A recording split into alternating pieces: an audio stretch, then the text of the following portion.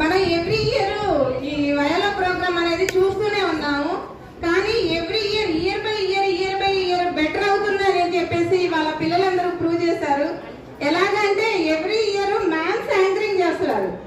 ఈ ప్రోగ్రామ్ ఇలా చేయాలి అని చెప్పేసి వాళ్ళు చెప్తూ ఉంటారు. ఇప్పుడు పిల్లలు వాళ్ళే ఒకరికొకరు గ్యాదర్ చేసుకుంటూ వాళ్ళే యాంకరింగ్ చేస్తూ వాళ్ళ తోటి స్టూడెంట్స్ కి వాళ్ళే సపోర్ట్ చేసుకుంటూ